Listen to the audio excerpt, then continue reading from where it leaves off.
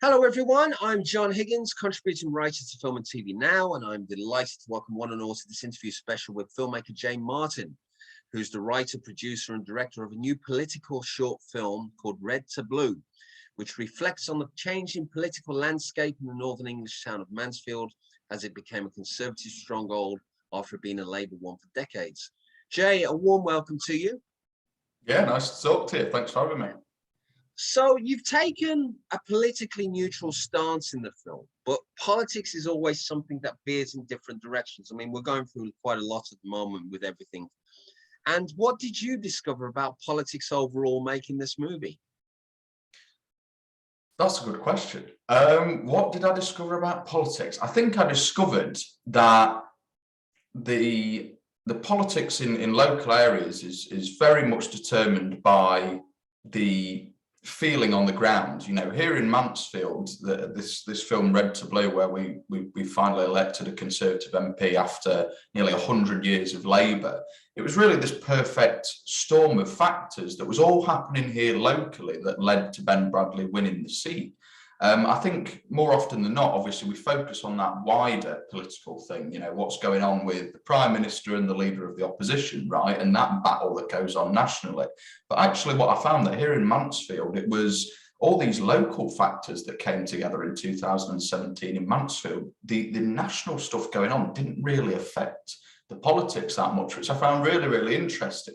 I also found out that there's a lot of really entertaining characters locally, politically, and that, you know, the assumptions that we have, I think, of people initially when we, you know, hear who they vote for or what their political leanings are often sort of shrouded by what they actually believe. You know, I think it's an interesting question that we posed in the film. Was what's more important to you, people or party, when we're speaking to politicians, right? Because I think more often than not, the allegiance to their political party sort of overrides what's best for the people, you know, that they're elected to represent. So yeah, there were some really interesting finds, I think, in making Red to Blue for me, and some things that I discovered that I wasn't expecting to. Okay, so following on from that, I mean, how much of a personal connection do you have to the film itself? Because obviously, I think it's a fantastic, you know, visual representation, because I think there's a lot of interesting things that, you know, I think people can tap into. I mean, it's not just about this town, it's about other towns, I suppose, the North-South divide. So, I mean, how much of a personal connection do you have to Mansfield itself? I mean, tell us about your own personal reflection and your emotional connection to the story. Sure, yeah, so I was born and bred here in Mansfield. I've lived here all my life. I went to school here, of course, at a school called the Brunts Academy, which I've actually, funnily enough, visited a few times since making Red to Blue to screen the film to students there. So that was a nice little sort of trip back down memory lane, I suppose.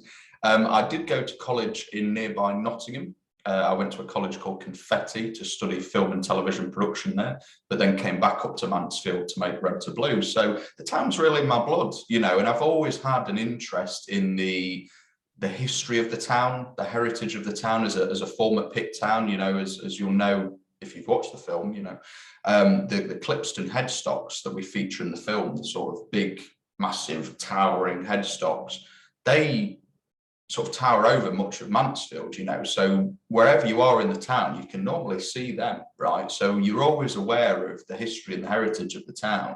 So for me, being able to make a film here, and by the way, it's worth mentioning that Red to Blue is the first film made about Mansfield in over 50 years. Wow. Not since 1971 has there been a film made about Mansfield. And as you'll know, John, because you watched the film, we actually feature some archive footage of Mansfield from back in the 70s and the 80s that we had especially restored by the BBC. Well, that footage was actually taken from that last film made about the town in 1971, wow. Right? So we've got quite a nice connection between the past and the present, really. So I think that's really resonated with people locally here in Mansfield. You know, we are a town that has been left behind, very much so economically, right? So to have this film be made and have it be the first film made about the town in so long has really resonated with the community, I think. And yeah, it's been a great experience for me as well to get to know my own town a little bit better, and I suppose give something back to the community in a way, in this film. Yeah. Okay, so obviously one of the big things is it covers the significance of Brexit and how that affected the lives. Well, it affected everybody, I suppose. And, you have different opinions. There's different sides of the coin. I mean, how has Mansfield changed since the referendum? Not by much, to be honest. Not by much. So here in Mansfield, we had the 7th highest leave vote in the entire country. 70.9% of people in Mansfield voted to leave the EU in 2016. And I think that was very much bore out of this idea, as I mentioned a second ago, being left behind, right? I think there is an underlining issue of racism here in Mansfield, and that's something that was admitted, admittedly off the record, by someone in the cast, let's say. So I think that's always a factor, right? In these tight-knit communities, you're always going to get that air of, otherism, right, and not liking different people coming into the community, that aren't from here. But I think here in Mansfield, really, you've got to put it in the context of the fact that since the last pit closed in Mansfield, which I think was in the early 2000s, 02, 03, we have had no significant economic investment at all. There was nothing that came along that replenished the coffers of Mansfield, right? We were a really wealthy town back in the 70s, the 80s and the 90s. But then as soon as that last pit closed, it was very much the driving force. We've had no investment, and the town, as you'll know, checking out the film, you see this footage from the film of Mansfield back in its heyday, and then we show it now, and it's empty, it's desolate. You've got pubs closed up, you've got shops boarded up, an empty marketplace, buildings in disarray, and there's very much that sense, I think, with people in Mansfield of being left behind. So when the Brexit referendum did come along, I think it was very much a cry for help, more so than it was anything to do with the EU. I think it's quite funny. Lee Anderson, who's the Conservative MP for neighbouring Ashfield, who features in the film, says something in the film which is pretty ridiculous when you pay attention to what he says. And he's talking about Brexit, and he says, our pits are gone, our factories are gone, all our pubs are gone, and all this time we've been in this fantastic EU. Well, that doesn't make any sense, right? The EU has had nothing to do with the lack of investment in towns like Mansfield. It's very much down to those who are elected to represent it. And Sir Alan Meale, our previous Labour MP, very much bears a lot of the responsibility for not pushing for more investment in Mansfield in the nearly 30 years that he served as our MP, right? So I think that very much, that you had those sort of factors that came together, and I think that is more why Mansfield had such a high leave vote. How's the town changed since then? Well, not much, because as we know, really, leaving the EU isn't particularly beneficial for towns like Mansfield. We haven't really seen a massive investment since then, right? Nothing much has changed in the town. But I think people locally are quite smug about the fact that, we left the EU, and that's sort of sticking it to the people who did this to us, when obviously, as we know, that's really not the case. So there's a bit of disillusionment, I think, in Mansfield in regards to that whole Brexit situation. But as you'll know, it played a huge part in why Mansfield finally flipped from red to blue. Okay, so obviously, you've touched on it already. I mean, it reflects on the shutdown of the mines, this film, and the people interviewed do want to see a lot of preservation for them. I mean, what would you like to see them developed into if they can't remain as a shrine to the miners? What sort of ideas have been sort of put forward to turn these things, because you have like Wetherspoons turning like theatres and cinemas into pubs. I mean, what would you love to see a mine become? Would you like it a tourist attraction? Would you like it to be like a new building, or? Yeah, well, that's a timely question, John, because actually yesterday morning, I went to visit the Clipston Colliery and the headstocks. They've recently been bought out by a couple, Stuart and Julie, who are a sort of private property developer. They've bought the Clipston headstocks, and they're now sort of cleaning them up and getting them suitable for businesses to move in. So I went down there yesterday because they're interested in doing an actual live screening of Red to Blue in the actual colliery, which would be amazing. So I had a full tour around yesterday, and what they're doing with the place is incredible. You know, they're trying to clean it up, get it in obviously a safe state. And their plan of action is to turn it into a bit of a leisure centre. So they're talking about maybe having like a climbing wall in one area, right? Have a little cafe in another one, have some offices and stuff like that. So they're really thinking outside the box in terms of how they can redevelop this site. I think it's about 45 acres.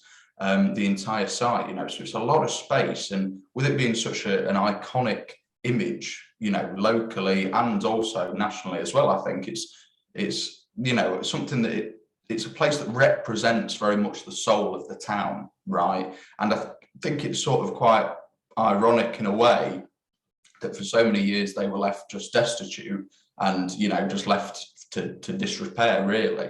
And then as we have made this transition from red to blue, in a way, the headstocks are also now following suit, right? Because they're getting this new lease of life. Now, whether that will be beneficial in terms of the political change, I don't know, but I can tell you that I'm really excited to see those headstocks be redeveloped and rejuvenated.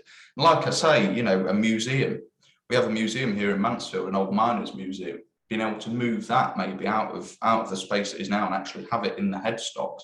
There's so many incredible things that you can do with that space. I'm hoping actually to get my Sharp Edge Productions office based out of there, purely for the fact that it has got incredible views, right, of the headstocks, and I think it'd be quite a cool place to.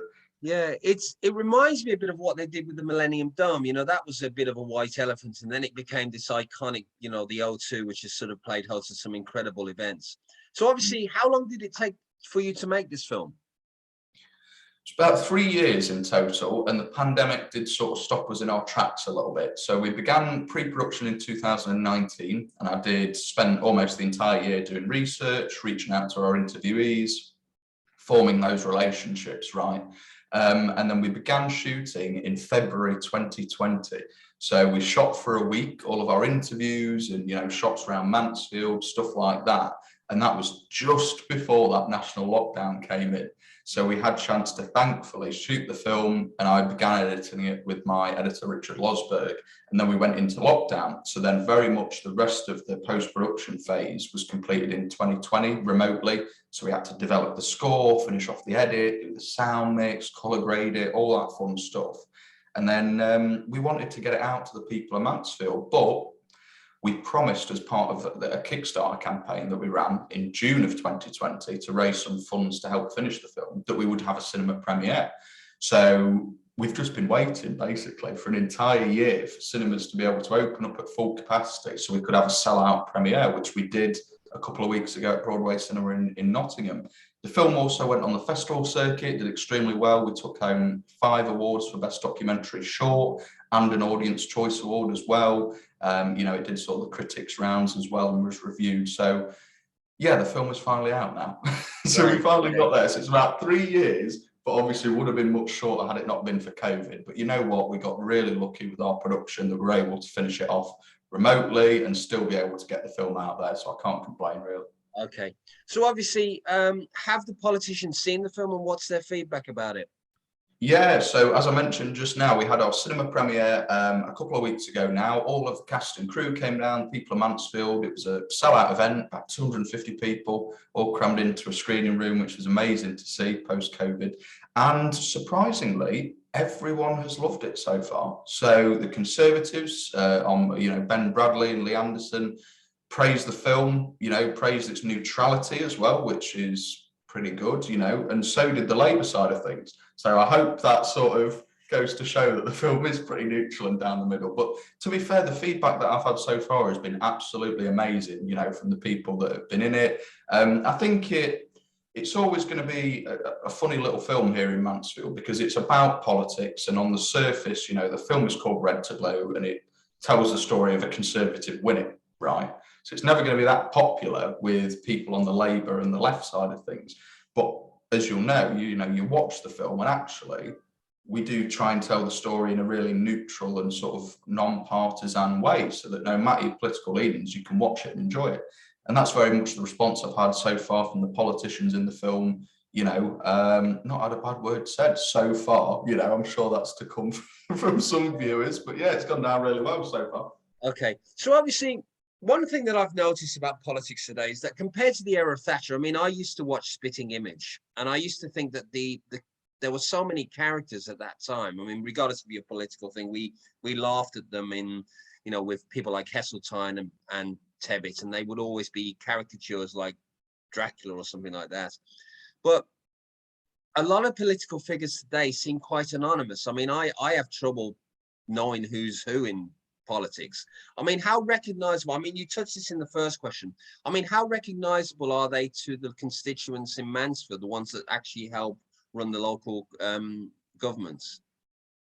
I mean, they are pretty good, to be fair. It helps now, the proliferation of social media, right? So your local MP can get on Facebook, Instagram and Twitter and tweet about things that they're doing. They can post videos and stuff like that.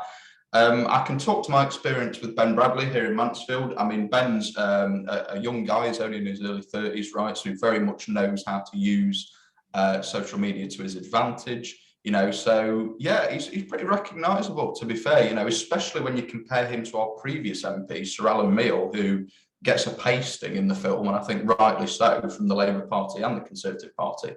This was a guy who coined the term meal ticket locally, right? Because he'd show up every election and say, remember Thatcher, remember the pits, and then he'd disappear again for another 5 years. You wouldn't see him. And we couldn't get hold of him for this film. So that just goes to show how difficult he was to reach, not only for his constituents, but someone trying to make a film about him, really. Yeah, whereas on the other hand, Ben Bradley is quite proactive. I think he knows the power of looking busy, right? So whether or not he's actually doing things, he knows that if he's posting all day, every day on Facebook about what he's doing, constituents react to that well here in Mansfield, because we've had 30 odd years of an MP that didn't do anything at all, really, you know, and wasn't very proactive in getting himself out there. So yeah, I think, I mean, like you say, that you've got those characters in politics still to a degree, I think, but they're definitely to a lesser extent now. I think as we move forward, people are more interested in policy rather than personality now, you know. I think people on the left and on the right, they go, right, this is what I believe, and then they find the MPs that are saying things that they like and that they agree with, and the party that's saying things that they like and agree with, and they go towards them. You know, this era of sort of, I mean, you've got it to an extent with Boris Johnson, right, where everyone calls him Boris, like he's the mate, which I don't really like, you know, because he's not. But I think apart from Boris Johnson, you know, he's really the only character left as well. There's also Nadine Dorries, who I'm meant to be speaking to soon in regarding to arts funding, who is just completely useless as the culture minister. I mean, she's a character, but a character in a sense of like, I don't know why she has got the job that she's got. So it'll be an interesting conversation when I speak to her. Right. But yeah, I think people are more policy orientated nowadays. And like I say, here in Mansfield, we've got a guy who's put himself out there. You know, he looks busy. We'll have to have a look come the next election, see if he's actually been getting some stuff done for Mansfield. Okay. So obviously, you've talked about the local policies. I mean, are there plans to show this to Parliament as a point of reference about the overall effect of what's happened since Brexit and everything else that's happened in Mansfield? It's a very good question. Yeah, I'm actually setting up currently quite a few meetings with local MPs on the Labour side and the Conservative side to discuss this. I think it'd be really great to show it to members of Parliament, members of the Labour Party and the Conservative Party in equal measure, because I think there is a lot of information to be taken out of here as to how and why the Red Wall fell. You know, I think there's lessons to be learned on the Labour side. I think complacency, right, and understanding that they need to be more proactive with their community and can't let what happened here in Mansfield happen elsewhere, right? And I think on the Conservative side, there's lessons to be learned in terms of the fact that not everyone in the Red Wall one day woke up and said, what have I been doing? I need to go out and vote for the Tories. What an idiot I've been, right? It was this perfect storm of factors here in Mansfield and across the Red Wall that led to it finally falling. You know, had Brexit not happened, right? Had we not had a complacent MP here in Mansfield, had we not had that historical context of the pits and Thatcher and the economics of the area, Ben Bradley wouldn't be our MP now, you know. So I think for them, it'd be a good watch to say, actually, you know, we got lucky in 2017 and 2019. We really need to figure out how we're going to keep these seats. And on the Labour side, there's lessons to be learned, like I say, in terms of how our MP treated the entire town, you know, and the situation at hand. So yeah, I'd love to be able to do that. You know, it's something that I'm going to discuss. As I mentioned, I've got potentially a meeting with the culture secretary coming up soon. So, you know, I'd love to get the film in front of her and actually put a bit of culture in it. To be honest, Yeah, okay. I think it'd be a good opportunity to do so. Yeah. So, I mean, obviously, you've mentioned about the festival circuit already. I mean, how important has the circuit been for a film like yours?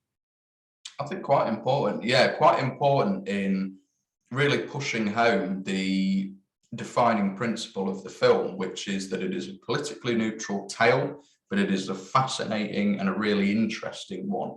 I didn't think that we'd have any success on the festival circuit, in all honesty, because I thought that with obviously our industry being left-leaning, mostly Labour voting, right, people, I thought they would take one look at a film called Red to Blue, read the log line that's, you know, it's about a town called Mansfield who voted in a Conservative MP for the first time ever, and go, no chance. But what we've actually seen is that the film does seem to be resonating further afield than in Mansfield, you know, and actually picking up some awards, which is great. Very important for a film like this because it adds credibility to what I've been saying all along, which is, you know, this is the reason that we've made the film and this is how we've made it.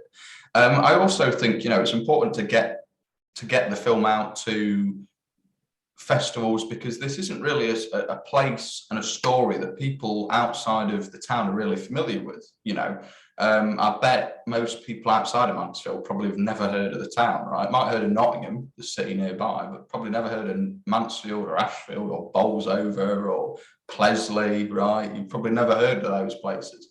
So to be able to take Mansfield's story and use it as a microcosm of what happened nationally in 2017 and 2019 and actually spread that out there, I think is really important. And also, further to that, you know, this is a working class story. You know, our industry is crying out at the minute for working class stories made by working class filmmakers. Well, I'm a working class lad, and this film is probably the epitome of a working class story, right? It's about an ex-pit town. It's about politics, history, you know, the whole economics of it. It's about all that stuff, right? So that could also be why it's resonated, because people are finally starting to look for films that are made outside of London and outside of Manchester, and not just by, you know, upper middle class filmmakers who get all the money from the mums and dads.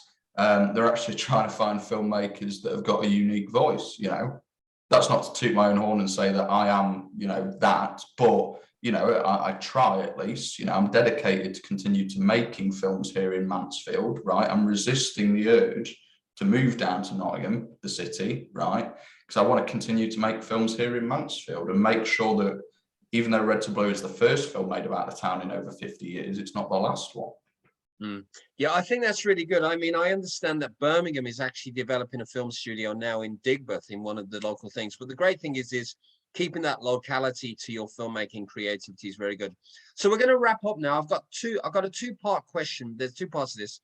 What issues and themes are you keen to explore in your future work? And what are you most proud of about Red to Blue? Good questions. So the next film that I'm going to start working on almost straight away is a film that I've had written for over 4 years, a film called After Dark, which deals with childhood schizophrenia. Very personal story to me, a very emotional film, and I think one that I have much more of a personal and emotional connection to than say something like Red to Blue. You know, it's a great film and it's something that I'm very passionate about, but you know, After Dark really deals with something extremely serious and tells a really emotional and personal story to me.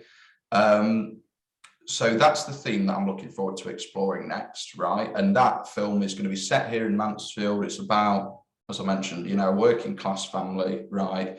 And how mental illness can affect that entire setup, right? And then the thing that I'm most proud of with Red to Blue, I've got to say, I mean, I'm proud of the entire team, right? Herbie, my cinematographer, Richard, my editor, Jack, my composer. The score that was crafted by Jack Bennett for Red to Blue is absolutely incredible. And I say that because I didn't write it, so I can praise it to the high heavens.